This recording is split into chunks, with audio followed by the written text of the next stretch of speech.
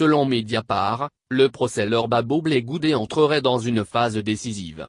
Quelques jours après la décision des juges de la Cour, demandant à Fatou Bensouda la mise à jour de son mémoire, la justification de ses charges dans un délai d'1 mois, le journal en ligne français révèle que la procureure serait sous pression et prête à faire des concessions. Le procès de l'ancien président ivoirien et de son ex-ministre Charles Blé Goudé devant la Cour pénale internationale entre dans une phase décisive. Les juges ont demandé à la procureure, dont tous les témoins ont été entendus, de mettre à jour son mémoire, semblant presque lui suggérer de requalifier les charges, voire de les abandonner. Il y a quelques jours encore, le flou dominait à La Haye, aux Pays-Bas, où siège la Cour pénale internationale, puis, mi-janvier. Les 3 juges de la Chambre de première instance, chargés de conduire le procès pour crime contre l'humanité de l'ancien président ivoirien Laurent Gbagbo et de son ex-ministre Charles Blé Goudé, ont suspendu les débats synodis, à l'issue de l'audition du 82e et dernier témoin de la procureure, Fatou Bensouda, qui représente l'accusation. Depuis, chacune des parties attendait que les juges lui communiquent un calendrier précis, indiquant les délais accordés aux équipes de défense. Chacun des 2 accusés a son groupe d'avocats, pour la présentation de leurs témoins et preuves. Mais le temps passait sans que les magistrats ne se manifestent. Vendredi 9 février, ils ont finalement rendu une décision qui a surpris tout le monde par son contenu inhabituel. Dans cet arrêt, les juges, qui ont apparemment débattu de la suite à donner à la procédure, ne donnent pas de date pour la reprise du procès, ouvert en janvier 2016. En revanche, il demande à la procureure de fournir, d'ici 1 mois, une mise à jour de son mémoire à la lumière des témoignages entendus et des preuves soumises au procès. Il précise que Fatou Bensouda devra expliquer dans quelle mesure les preuves qu'elle a apportées au cours des 2 années écoulées appuient, selon elle, chacune des charges retenues. Laurent Gbagbo est accusé d'avoir conçu avec son entourage un plan commun pour garder le pouvoir et d'être responsable de la mort d'au moins 167 personnes. La procureure doit être bien embarrassée par la requête des juges. Au fil des mois, les auditions de ces 82 témoins, elle en avait annoncé 138 au départ, se sont révélées désastreuses pour l'accusation, n'apportant aucun élément pertinent pour confirmer sa thèse et disculpant même bien souvent les 2 accusés.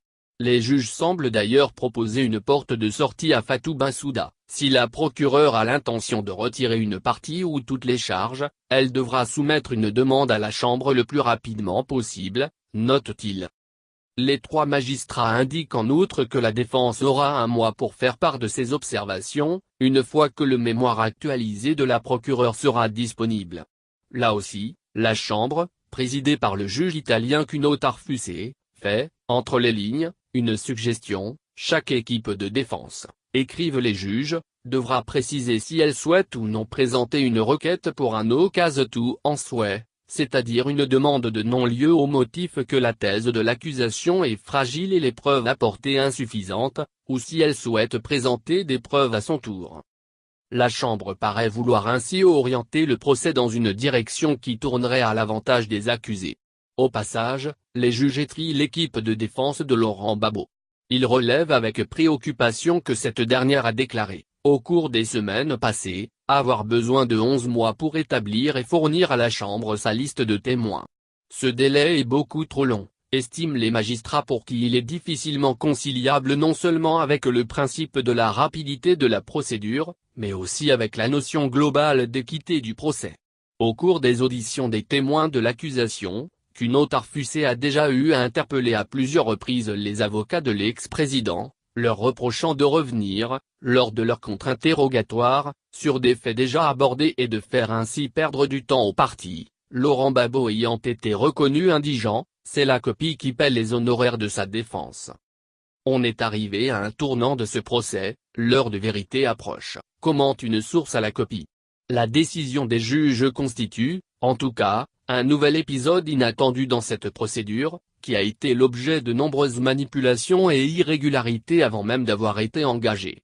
Et pour cause, comme l'a montré Mediapart, le dossier contre l'ancien président ivoirien est le fruit d'un montage politique, ayant impliqué, dès 2010, le procureur de la copie de l'époque, Louis Morneau Ocampo, les autorités françaises et l'actuel chef de l'État ivoirien, Alassane Ouattara.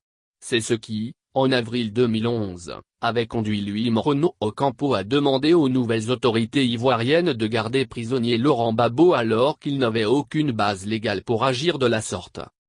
2 ans plus tard, en 2013, l'ancien président aurait dû être libéré. 2 des 3 juges de la chambre préliminaire de la copie, Christine Vanden Wenger et Ampeté Claus, avaient estimé que les éléments de preuve présentés par Fatou Bensouda ne pouvaient en aucune façon être présentés comme le résultat d'une enquête complète et en bonne et due forme, et ne pouvaient justifier une inculpation. Mais, curieusement, la voix de la 3e juge, Sylvia Fernandez de Gurmandi, ancienne collaboratrice de Morono Ocampo, qui avait un avis opposé, avait primé. Au lieu de prononcer un non-lieu, la Chambre avait alors décidé, à la surprise générale, de donner une année supplémentaire à Fatou Bensouda pour qu'elle reprenne son enquête.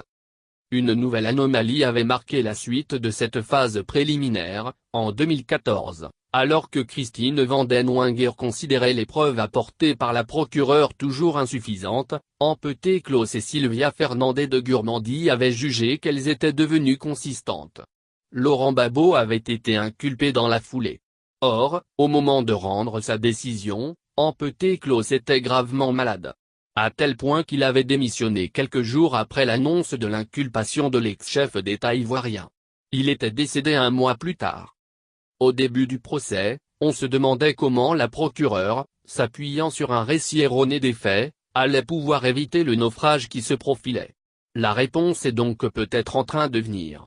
Il faut dire que si les révélations, publiées en octobre 2017 par Mediapart et l'Europan Investigative Collaboration, EC, sur les turpitudes de Louis Morono Ocampo et le caractère illégal de la procédure lancée contre Laurent Gbagbo, n'ont provoqué aucune réaction en France, elles ont contribué à écorner un peu plus l'image de l'ACPI en Afrique. D'après plusieurs sources, Fatou Bensouda, sous pression, serait disposé à lâcher du lest dans l'affaire Gbagbo/Blé Goudé et à faire ainsi sortir l'ACPI du piège qu'elle a contribué à construire et qui est en train de se refermer sur elle. Pour aller dans ce sens, elle a évidemment besoin du feu vert de ceux qui ont œuvré pour amener Laurent Gbagbo à l'ACPI. La marge de manœuvre de ces derniers est justement en train de se réduire au fur et à mesure que le temps passe. S'ils veulent sauver le peu qu'il reste de la crédibilité de l'ACPI, ils n'auront bientôt pas d'autre choix que d'accepter qu'un terme soit mis à cet invraisemblable scandale judiciaire. Pendant ce temps, Laurent Gbagbo, 72 ans, qui se dit lui-même victime de la France et otage de l'ACPI, a entamé, en novembre dernier, sa 7e année de prison aux Pays-Bas. La durée anormalement longue de sa détention provisoire a poussé Kuno Tarfusé à se prononcer en 2017, à 2 reprises, en faveur de sa libération. Les 2 autres juges de la Chambre ont refusé jusqu'ici de le suivre. Une nouvelle demande de mise en liberté provisoire devrait avoir été introduite depuis la fin de l'audition des témoins de la procureure. Ici aussi, le temps pourrait finir par jouer en faveur de l'ex-chef d'État.